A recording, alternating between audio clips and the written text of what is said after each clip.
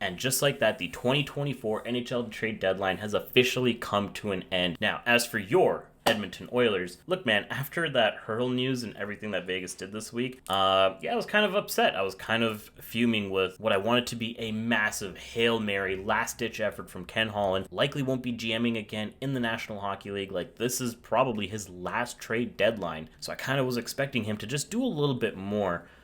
Something to the equivalent effect of Ekholm last year, something massive like that. That being said, now that we know what this roster is going into the playoffs, bring it. Bring it the fuck on.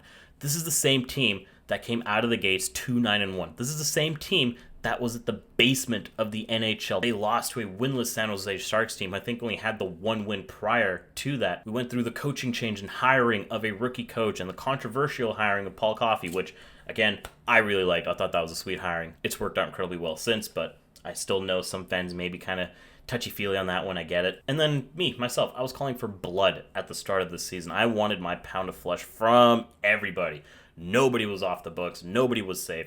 It wasn't pretty. It was the darkest it felt being a fan of this team because of the caliber and talent on this team. We know what it's capable of. And then we saw what they're capable of. The streaks, the absolute tear. They put this league on notice because they started to defend, they started to get saves, and they continued to score. Now, we've had some stinkers, of course, in these last couple of weeks. Two, most recently, Columbus and Calgary. But hockey, look, man, I have to remind myself, ebbs and flows, ups and downs, long season, it's going to happen. The fact of the matter is, Edmonton's, 33-8-1, 33-9-1 in their last 40-some games. That is elite level hockey, well over 700%. They have been a wagon since the change, and that includes them waiving and sending down Jack Campbell, who they're paying starting money to now just be a goalie in the AHL. They were willing to do a lot of different things, and credit to them, they did it. And look, I still wanted some more. I'm not disagreeing with you there. I read something, I think it was on Puckpedia, that if they weren't to make a move today, the only bonus overage they'd have against the cap would be about 25 grand into next season, which means most of the bonuses that were paid out, basically all of it, would actually just count to the cap towards this year now. So Edmonton actually has basically the regular cap space for next season. So that Connor Brown bonus, all that stuff, as long as what I read was 100% accurate. So that's good. There's some silver lining in that. And then we look at the acquisitions. You land Corey Perry for free.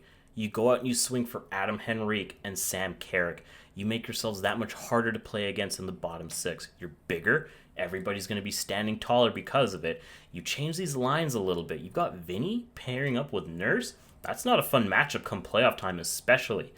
So the fact of the matter is, yes, other teams have added some talent. Other teams had some holes. They filled them as much as they could with the best pieces that they possibly could. Edmonton, man, I'm going to change up my tone. I'm excited. I'm pumped.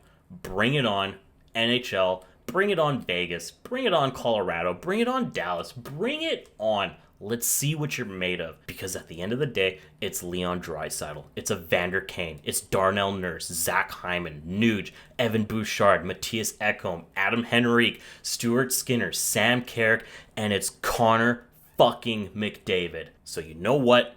I'm pumped. I'm proud. I'm excited.